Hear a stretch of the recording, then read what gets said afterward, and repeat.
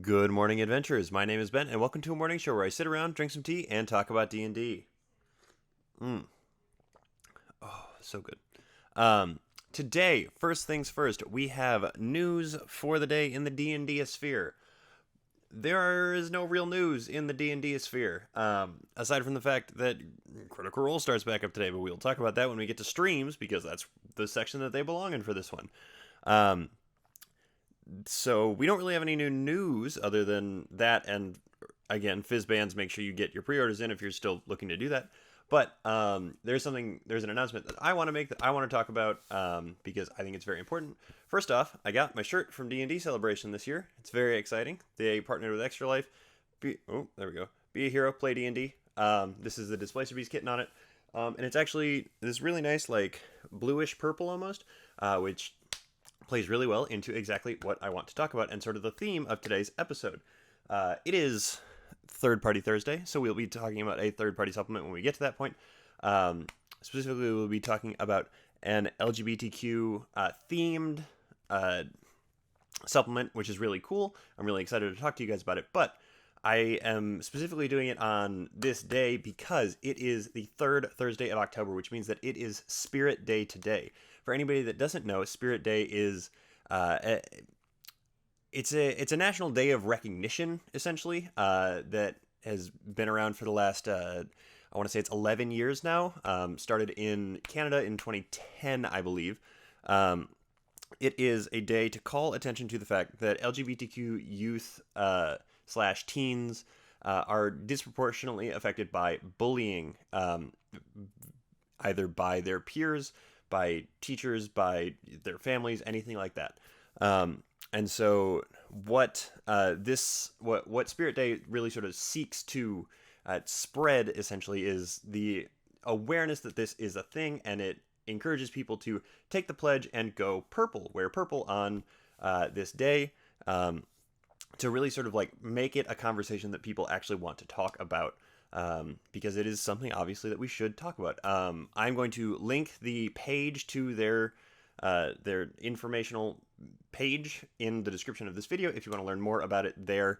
But something that I want to do as part of this, more than just, go purple, because obviously it's great and important to show your support.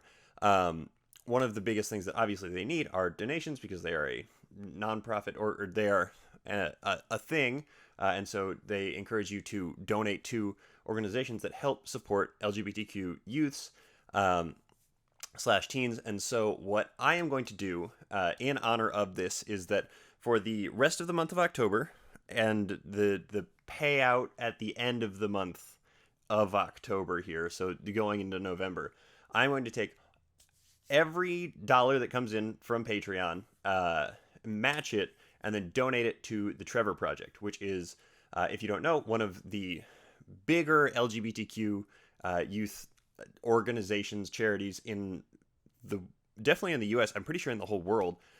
They are a crisis hotline for LGBTQ youths, and you should definitely check them out and consider supporting them in any way that you can. So what I am planning on doing here is whatever that lump payout at the end of the month that comes from the support from you guys, from Patreon, as well as any new pledges processed between now and the end of the month, because Patreon will charge you up front as well. That lump sum is going to be taken. I'm going to match it, and then I'm going to make a donation in the name of like this whole channel, this whole sphere, whatever you want to call it, so that we are actively supporting a really, really good organization, and something that I believe really needs to be talked about more. As a teacher for 3 years, particularly a theater teacher for 3 years, I ran into a lot of these kids who were struggling with gender identity, their sexual orientation, that sort of thing. And so I was put in a position a lot of times where these kids were being particularly vulnerable because they were trying to figure this thing out, and theater is a really good open way for them to actually engage in that sort of dialogue and explore that part of themselves. And so it is obviously very near and dear to my heart, in spite of the fact that I'm not actually part of that community. I want to support it in any way that I can. So if you are able to, even if it is just a one-time donation, and you don't go straight through the Trevor Project's page, the link to my Patreon is in the description of this video. Again, anything that you contribute will be doubled by me so that we have as large a donation as possible at the end of this month. Okay. There's that whole thing. Thank you guys so much in advance for all of your support on that. I know that I sort of very, very ungracefully dismounted from that bit. Segment, not bit. I do bits all the time. That was not a bit. But we are going to keep going forward, and we are going to go into the streams category of our show today.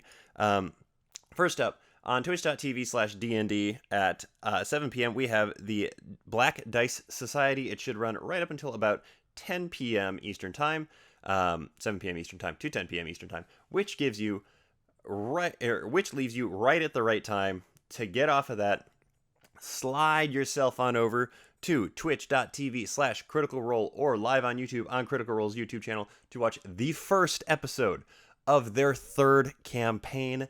I am so excited about it.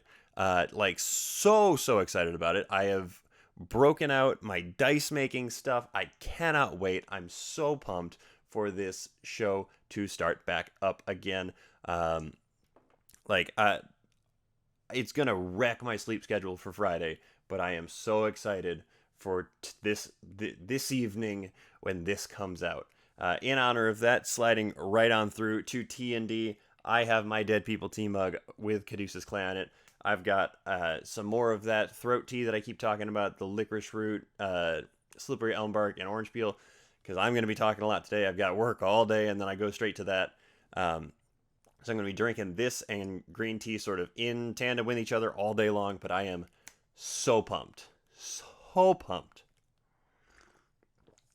Oh, man. But that's also T&D. That's just what we covered there. So moving forward, as I mentioned before, the topic today, it is a third-party Thursday, which means that we are talking about a third-party supplement. And today, in honor of Spirit Day, we are talking about Adventuring with Pride, a LGBT-themed 5e supplement, which I am actually super excited about. I discovered this book when I ran across the promotion for the second one, which I wasn't expecting to be the case. I don't have the second one yet. I'm definitely going to get it because this book is a lot of fun. And also just the idea, I think, is worth supporting, right? So this book contains, it says it right here on the back, 4 adventures, so 4 like little one-shotty kind of things, fully illustrated characters and maps, 4 new character backgrounds, and 2 new subclasses, custom items and encounters for your campaigns. First off, the pages in this book, if you are like, you know, a physical book weight fiend, the page weight in this thing is phenomenal. Like, I don't know if you can actually hear that or not. Actually, let me crank the gain up on this real quick. And here you go. Check this out.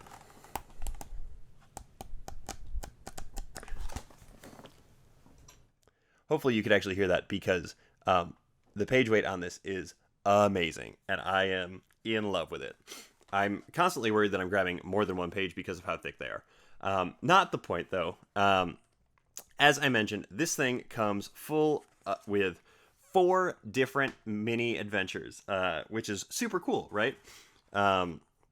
They have 4 different one-shot adventures, 3 of which can be played kind of in tandem with each other to make their own like mini campaign, which is super cool. And past that, you then have a mini toolkit for your DMs of the universe. You know, the people who are most likely to buy this book. You know, me included. And then you've got some backgrounds, subclasses, and it tops out at a 100-page long book. But it is a good, like, heavy hardcover, solid book. So these adventures, I have read through them. I'm not going to really spoil anything for you because you might want to get it, and that's not really the way I do things. But these adventures should take... There's one of them that they say should take between 1 and 2 sessions, either like one really long one or split up over two. But they give you little like quick pitches essentially for each of the different games that you can run out of this book in the very beginning. So I'm going to go ahead and I'm going to run through what each of them kind of is for you. The Enchanted Woods is the first one. It is the story of the adventurers breaking out of a gay bar in which they find themselves imprisoned. They deal with some sort of like standard traps or standard tropes that go with the territory of gay bars. I guess traps might work too, as well as some toxic cults of personality. The next one is the Springtime Festival. Springtime Festival is designed around a pride parade in all but name. Core tension in the adventure is a conflict between townsfolk and a nearby goblin encampment. There is a heavy social / roleplay factor in this adventure, which might not be too interesting for people who prefer combat. That is the one that is the longest of the two that you might want to split up over 2 different sessions. High Stakes is the next one. High Stakes is a casino heist plot focused on the Flaming Isles. This is the least serious of the 4 adventures. And the last one is A Sticky Situation. It is the most traditional one-shot of the 4, centered around a mystery which needs solving. There are both social and combat sections of the plot, so it should be enjoyable for a variety of people. So those are your 4 different adventures that you get in this book. They are built for 1 to 3 players, more towards the 3, even though they do also mention that all of the combat that's in here tends to be on the easier side. So if you're into a more challenging combat type of game, you're going to want to ramp that up. But it is balanced for 3 because they give you 3 pre-made characters or 3 pre-made character types with some roleplay advice in there. You've got Vicky Mockery, she's a drag queen, which is a lot of fun. You've got Micah Bear Stone, the other guy on this page here. He's a bear. And then you've got Mirabelle Crow, which is fun because this is one that I didn't know quite as well I didn't pick up on it exactly what it was quite as well initially. It's more of the like social justice oriented type for it, which is cool. And then all 3 of those characters have pre-generated character sheets in the back, along with character cheat sheets. So you've got your character sheet on this side, and then on this side you've got a cheat sheet for what you can do on your turn, the actions, wild shape, cast a spell, because obviously the bear is a druid. Circle of the Moon. So you play as those characters or adjacent characters. If you want to add another player, so you can get up to 4, each of the adventures includes an NPC that is designed to be essentially a GMPC or a DMPC, which is a Dungeon Master player character. So they operate as more like a heavy narrative hand in a one-shot, but they could be expanded and rolled stats for in order to get you another 4th player, which is cool.